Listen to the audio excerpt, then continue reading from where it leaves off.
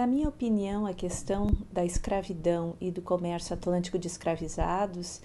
em termos de lições que podemos tirar para o futuro, principalmente para a juventude, é que foi nesse período que a questão do racismo emerge. Se antes já existia escravidão em outras partes do mundo, com características bem particulares, é a partir do momento que surge o comércio atlântico de africanos escravizados, em primeiro lugar levado por Portugal e depois por outros países europeus. É nesse momento que, de maneira gradual, as pessoas de origem africana que são racializadas como sendo negras vão ser associadas com as vítimas dessa atrocidade. Então é nesse momento, a partir do desenvolvimento do comércio atlântico de africanos escravizados, que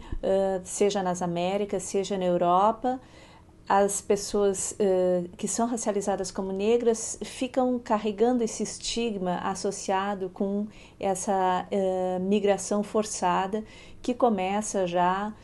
no final do século XV e vai se estender até a segunda metade do século XIX.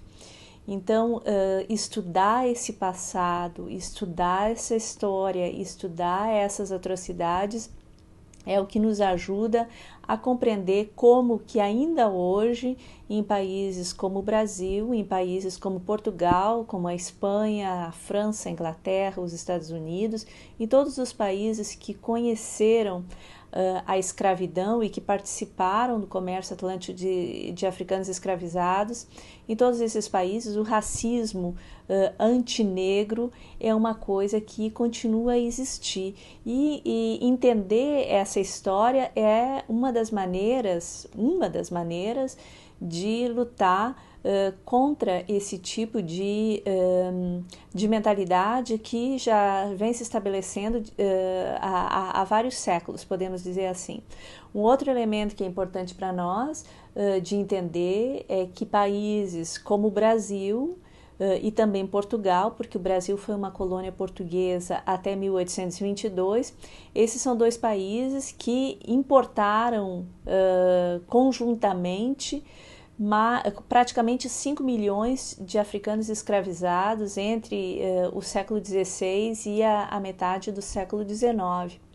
O Brasil hoje, a antiga colônia portuguesa, é o país com a maior população afrodescendente no mundo, depois fora do continente africano, então a maior população afrodescendente depois da Nigéria. E o Brasil é um país que ainda vive com esses legados da escravidão, seja a questão do racismo, da violência, da encarceração em massa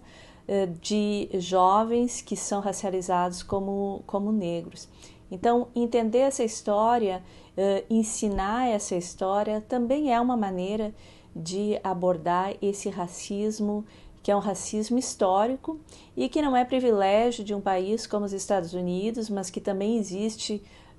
em todos os lugares onde a escravidão existiu a partir do momento em que os colonizadores europeus chegaram nas Américas. E a maneira de se estudar, de se entender esse passado, ela passa muito pelo espaço público, que geralmente vemos nomes de ruas, vemos nomes de praças, de escolas, de edifícios e também lugares onde vemos monumentos, estátuas, memoriais que geralmente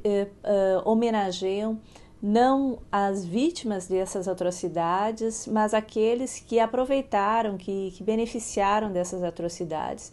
Então, entender essa história, entender como esses marcadores continuam ocupando o espaço público,